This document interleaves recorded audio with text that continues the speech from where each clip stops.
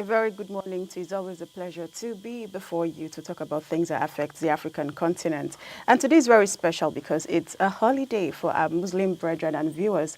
Happy Eid Walud. I hope I got that correctly. But then we are here to talk about science, technology, innovation, education, entrepreneurship, and everything, like I said, that shapes the African continent. I'm not alone today. I have a young man who's joining me.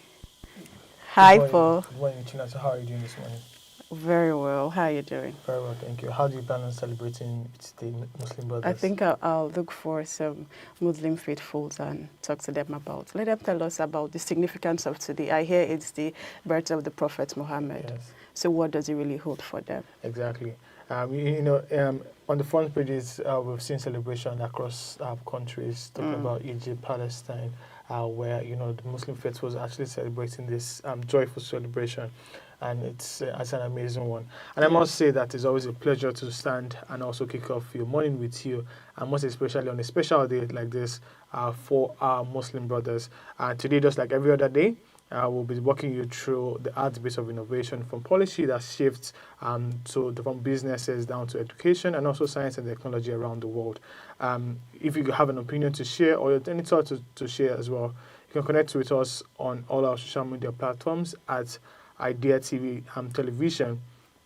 This program is just as yours as it is ours. So let's build the conversations together and so that we can have a discussion. You heard Paul. Let's build a conversation together. With that said, let's go on the short break. When we return, it'll be time for us to dive right into the papers making headlines. Don't go anywhere. Stay with us.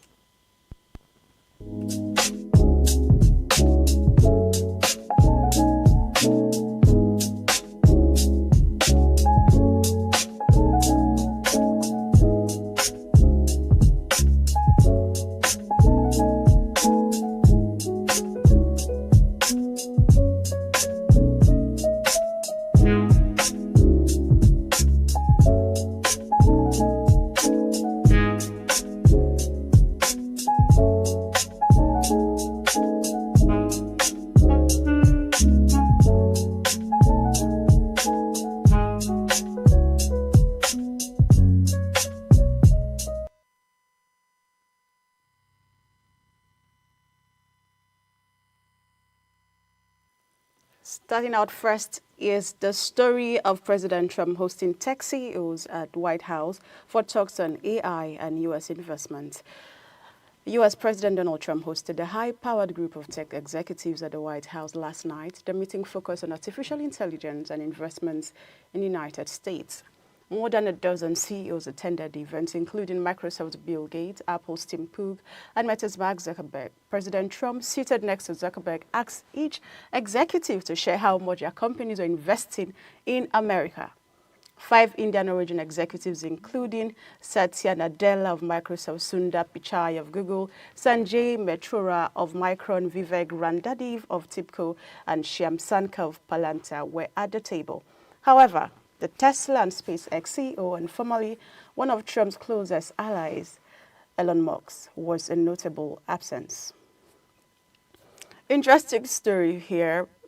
First of all, I think I'm very excited about the strategy that the President of America, is employing. He really shows that he is not just tech savvy, but he is a forward thinker.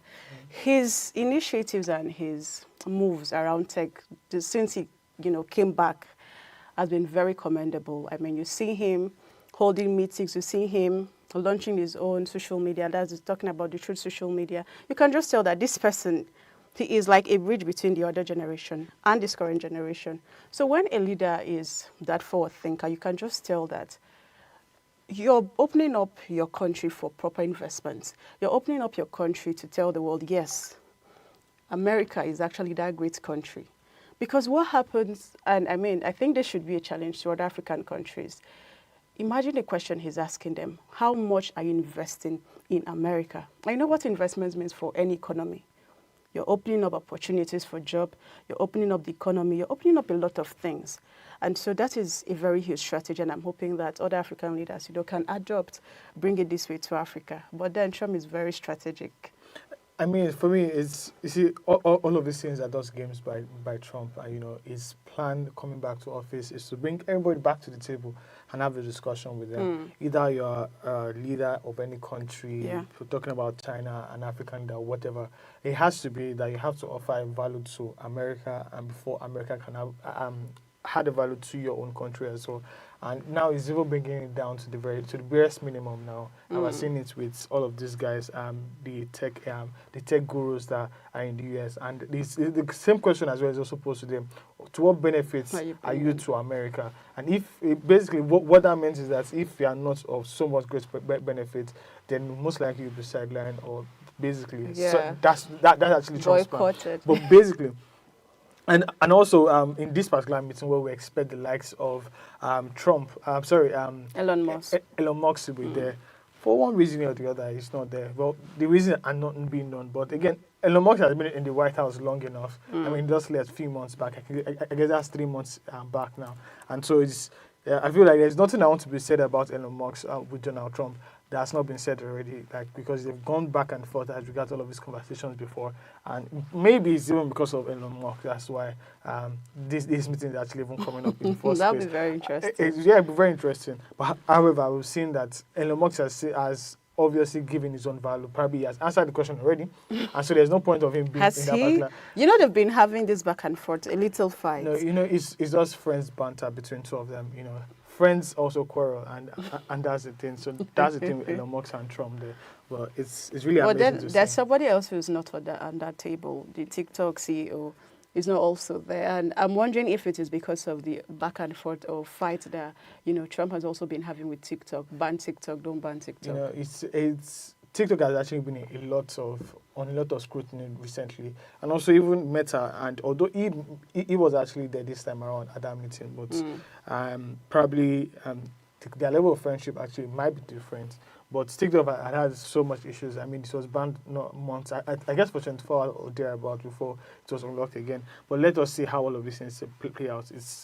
I love the fact that Trump is bringing everybody to the table. Let us talk, let us negotiate, and at the end of the day, we'll move on from there. And that's the goal in the real sense of things. All right. Okay, moving on to the next story. Okay, yeah, moving on now to the next story. We see here that northern leaders demand state police amid delay. Barely 17 months after the President Bola Ahmed Tinubu's administration first expressed interest in establishing a decentralized police force, several socio-political groups, civil society organizations, and ex-servicemen and women have intensified calls for its implementation. This followed Tuesday's meeting between President Bola Ahmed Tinubu and eminent citizens of Katsina State, where it stated that the federal government will hasten the devolution. On Thursday, the National Publicity Secretary of the Pan-Yoruba Social Political Organization, that's the Afenifere Group, Jare Ajayi, welcomed the renewed call by the president. Speaking in Ibadan, the Oyo State capital, Ajayi expressed hope that Tinubu will remove delay clogging the implementation pipeline before the end of 2025. Ajayi cited a briefing by the Minister of Information, Mohammed Idris, who in February 2024 announced Tinubu's renewed move to create a state police after talks with state governors at the Aso Rock.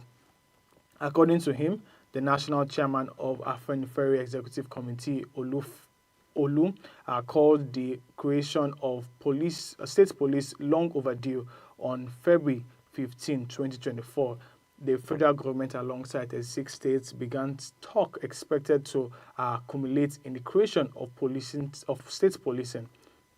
The formed part of this agreement reached at the emergency meeting between the president and state governors is followed by pockets of killings and also kidnapping record nationwide, with the hikes of food price and also economic hardship. The Minister of Information and National Orientation, who addressed journalists after the meeting, explained the process was still in its infancy and would take shape after more deliberation between stakeholders. Over the years, we've seen back and forth as regards state policing, and I even bettered the likes of Amotekun in the southwest. But however, it's still not enough at the end of the day.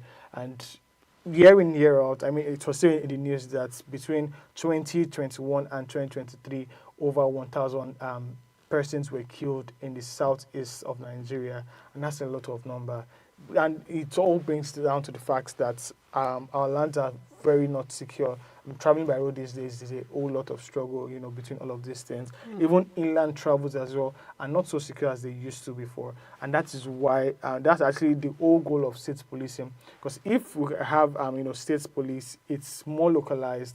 We have people who are of that origin, who are of that place at the end of the day. And I feel like things like this shouldn't take so much time in implementation. The implementation should be very quick. It should be sharp. It shouldn't waste any time, because it's very important that we have our places, our lives are secure, our property are secured. And even apart from that, it's also having its impact as regards food security and also economic hardship in all of these states. I mean, some people would rather not travel from one place to another, but rather stay in their house. And with that, the economic power of such states are going to be crippled, especially in the southeast, where I don't understand there are sometimes that there's a compulsory sit at home because of insurgency and things like that. Yeah, you couch it very well, because, every time this conversation around state policing come on, I keep wondering why the delay. Why are we still having to go back and forth with implementation? Because I think one of the bottlenecks we have in Nigeria when it comes to things, we have very grand ideas, we have very good policies, but when it comes to implementation, then we begin to take a back seat, and that wouldn't work now. It's getting worse by the day. You just spoke about the Southeast, and we've seen videos, real videos of people who have been killed in the Southeast as a result of lack of proper security. And when you think about it, I think when people take ownership of the security of their community, of their land, of their territory, it becomes very personal to them, and to do everything that they must do to ensure that security. And it is very fundamental that the government knows that it is their duty to protect the lives and property of its citizens. So having this call of the Northern leaders coming together, first of all, that's a good step in the right direction, because for them to even agree, it's not easy to have people agree on a cause. So for them to even agree, that's like, okay, there is hope. It's a green light, basically. Yes, there's a light somewhere. And so, but they must stand on business and insist that this happens. Between February 2024 now is a long time. It's over a year. So they have to stand on business and ensure that community policing is not just a conversation, but really it comes out to play. We do not want to keep losing lives and properties of people, of citizens of Nigeria. Especially when there are things that we can actually cope in. Exactly. I mean, community policing is something that we have vigilantes, but then how trained are these people? Because the conversation around community police is not just random people. They are people who are trained. Vigilantes are just volunteers from communities. Exactly. They have no proper training. All they know is to carry carry sticks, carry whatever they can to, threaten people. And sometimes they're part of the problem. Exactly. They're part of the problem. I mean, it just makes me remember how Lagos has built a system that actually works. I don't understand that Lagos is not all that secure, but one way or the other, Lagos has been able to cope some things. I do understand that. I think that was probably in 2022 or thereabouts, or even, I think before lockdown, they introduced the Lagos State's neighborhood security. And the point of these guys is just to ensure peace in each neighborhood. So basically, you see them driving across your streets to ensure that no one is fighting, to ensure that there's peace in communities and things like that. If we could just replicate things like that all over our states, and I do understand that Lagos has a wide spread of all of these things. Lagos has LASTMA as well. Lagos has a number of things to ensure that everyone is safe, and also law and order is obeyed. And all of this is with the main goal of supporting the police. So, and that's how we want to see it all across all of our states. I totally agree. The thing with Nigeria is not about policies. We have the ideas. Somebody thought about, why don't we have community policing? But it's really about implementing them. And this is just that call, that reminder. We have to, stand on business and get things done the right way. Exactly. But let's move on to the next story. And it says FG6 fresh 1.75 billion naira from World Bank. The federal government plans to increase its borrowing despite a significant 40.5% surge in revenue for the first 8 months of 2025. This boost in revenue has largely been driven by substantial gains in non-oil revenue collections, as confirmed in a press statement on Wednesday by Special Advisor to the President on Information and Strategy, Bayo Onanuga. Based on the figures released by the presidency, Nigeria's fiscal performance from January to August 2025 saw total collections reach a record 20.59 trillion naira, surpassing the 14.6 trillion naira collected during the same period in 2024. It was noted that non-oil revenues now account for 75% of the total collections. The statement read, from January to August 2025, total collections reached 20.59 trillion. A 40.5% increase from 14.6 trillion recorded in 2024. The strong performance aligns with projections, placing the government firmly on course to achieve its annual non-oil revenue target. However, despite this positive development, Nigeria still faces substantial funding gaps in crucial sectors such as infrastructure, with low capital spending. Local contractors under All the Indigenous Contractors Association of Nigeria on Wednesday staged a protest at the headquarters of the Ministry of Finance in Abuja to demand payment for capital projects executed in 2024, which amounted to about 4 trillion naira. You know, that's where the problem is. Again, we have the figures. I mean, we can sit here and say the numbers do not lie. But in reality, what is the reaction? What is the reality facing the Nigerian people? How are people reacting to these numbers? Very good. We are seeing an increment in the revenue from non-oil sector. But how has that translated into the life of the citizens of that country? I think that's where my concern is, because we have very bogus figures on paper. But then you still go to the market and the purchasing power is very low, below par. You can't even imagine how many households are struggling to still feed.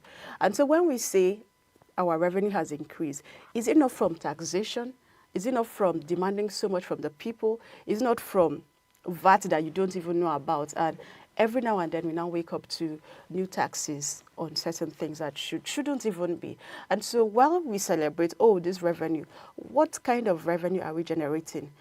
I mean, we have agriculture as something that should be the mainstay of Nigerian economy.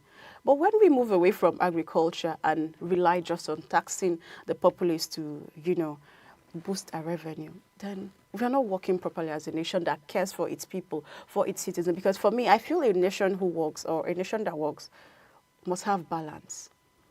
The taxation, but right now, what everybody's complaining, if you go to the market, if you go to transport workers, if you go to civil servants, they're complaining about the taxes that they're now having to pay.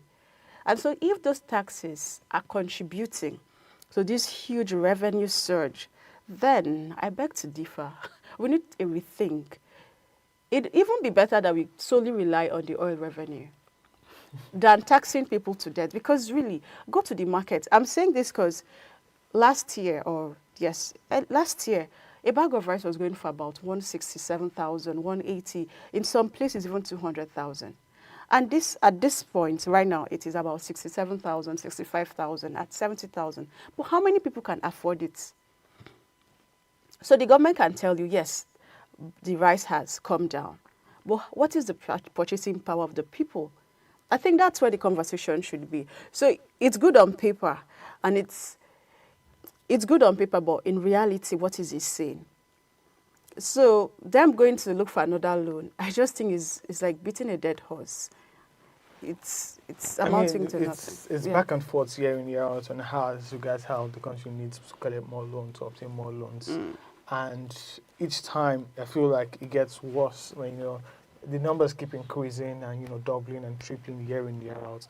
And this one as well, the opposition, in fact, like literally all of them has been out in the papers discussing on this matter as well. That if truly you claim that there's revenue, why do we need to borrow again? What's the point of borrowing? Why should we even need to even have that discussion around borrowing? We say that we have so much revenue from our non-oil exports. I mean, also in the news sometimes last week was about, I think, 3.2 billion thereabouts from non-oil exports. And now we're seeing yet again coming to see that we need to borrow some amount of money from somewhere again. Why do we need to borrow if we're having so much already from our non-oil exports. Plus, we still have oil as well. Not that we don't have oil again. So we are still exporting oil, and we have non-oil export as well. Why do we need to borrow at the moment? The story is not just adding up. If it's on paper, it should not just be on paper, but also translate to real life. And I guess that's what everybody's clamoring for. But let's see how event turns out.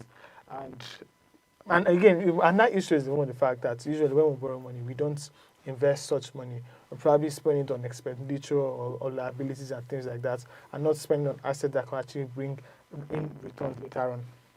It's really sad to see. But let us hope that yet again, that you mentioned the case of rice, you mentioned the case of tax as well. By 2026 now, they'll be sweeping in of several taxes. I do understand now that on fuel as well, there'll be a 5% tax thereabout for every 10,000 that we pay or thereabout. And that is actually a lot when you think of it. And they'll calculate all of that as part of the revenue. The whole point of the tax reform was to ensure that prices of other things go down. Probably fuel might still remain. But now even the addition of a tax on fuel as well will still put down back on all of these things. Because when the chairman of the reform committee was actually explaining it, was mentioning that once the tax kicks in, we'll be expecting reduced costs of transportation, reduced cost of food and things like that. But now, if you want to put tax on fuel as well, it's expected that those taxes that will reduce from all of these places will come back again to our food, to our transportation, meaning that transportation might likely go up in 2026, but let's see how things go in the real sense. Because I am waiting for events event to turn out and see how it pans out. And I really hope that the president and also this administration has the citizens in mind. Quickly, let's take a look at our next story. This is from INEC saying that new parties seek INEC registration surge to about 171. The number of associations seeking registration as political parties has risen to 171 following the submission of 19 additional letters of intent. The Independent National Electoral Commission confirmed this on Thursday. In a statement, the INEC National Commissioner and also the Chairman of Information and Voters Committee, Sam Olumekun, said the updated list has been published on the Commission's website and other official platforms. He added that a review committee set up by the Commission had completed its assessment of the application and submitted recommendations for final consideration. As earlier announced, a shortlist of pre-qualified associations is being finalized for the next stage of registration process, he said. The Commission urged applicants to be patient and avoid practices that could delay their approval. The Commission also reserved the power to deregister parties that fail to meet these standards. In 2020, it deregistered 74 parties for failing to win seats in 2019 election or comply with constitutional requirements. By 2023, only 18 parties were officially recognized. INEC has, when it comes to voter education, political party education, information about electoral processes and things like that, I feel like INEC still has a lot to do. They have a lot of work to do because I feel like they're not doing so much, especially in the public as regards, voters card and things like that. There are still some things that people still need to understand. But it's nice to see that people are coming out wanting to register their party. But it's one thing to register your party, but it's another thing to meet the requirements.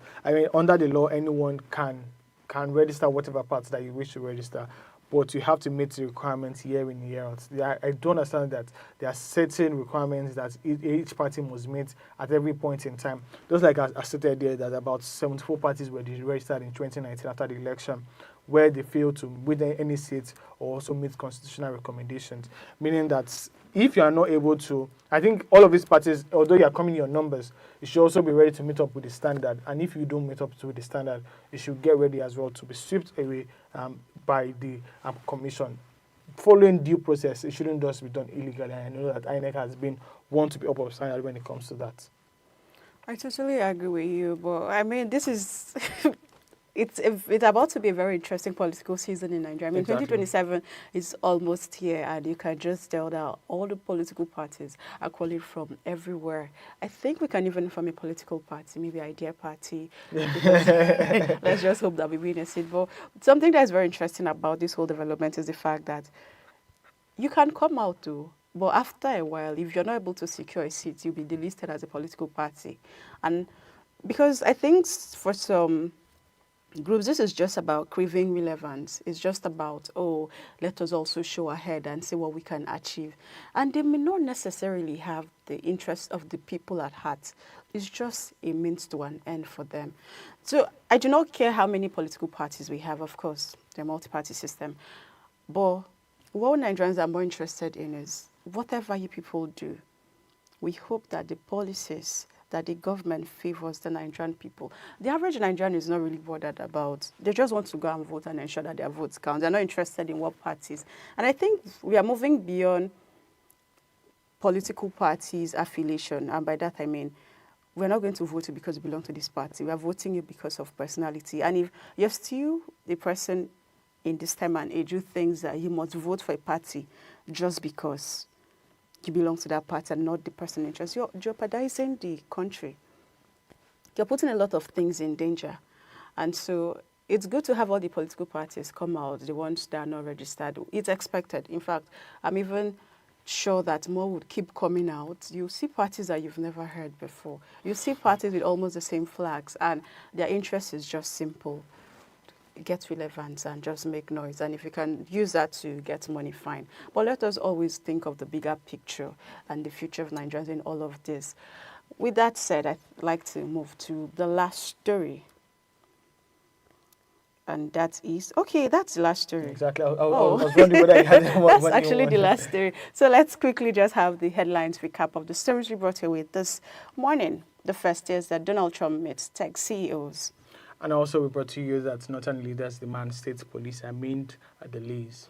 You also heard that FG6 fresh 1.75 billion naira World Bank from loan. Oh, loan from World Bank. Well, either way, it's still a loan. And also we have here that new parties seek INEC registration surge to about 171 political parties. All right, so it's now time for us to go on another break. When we return, it'll be time for us to have this very important discussion. Something happened during the course of the week, and we want to share with you, want to get your thoughts. So you can tell your friend to tell another friend that the discussion segments of Idea Morning Digest is about to start. Stay with us, don't go anywhere.